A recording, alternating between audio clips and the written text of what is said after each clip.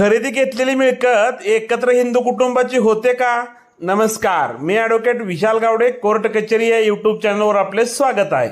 एकत्र कुटुंबामध्ये 2, 3 किंवा 4 भाऊ असतात, आई वडील असतात. सर्वांचे प्रमुख उत्पन्नाचे साधन हे जर वडिलांची शेती हेच असेल, कोणत्याही भावाला उत्पन्नाचे स्वतंत्र असे साधन नसेल आणि त्या परिस्थितीमध्ये जर एखादी मिळकत एखाद्या कुटुंबातील सदस्याच्या नावाने खरेदी घेतलेली असेल व ती खरेदी ही एकत्र कुटुंबाच्या उत्पन्नाच्या पैशातून घेतलेली असेल तर ती मिळकत सुद्धा एकत्र कुटुंबाची होते व त्या मिळकतीमध्ये सुद्धा वाटप मागण्याचा हक्क कुटुंबातील इतर सहहिस्सेदारांना असतो. जर एखाद्याने असे म्हणणे असेल की ती मिळकत माझी स्वतंत्र मालकीची किंवा वहिवाटीची आहे तर त्या व्यक्तीस ती बाब सिद्ध करावी लागते की त्याने उत्पन्नाचे कोणतेही स्वतंत्र साधन होते.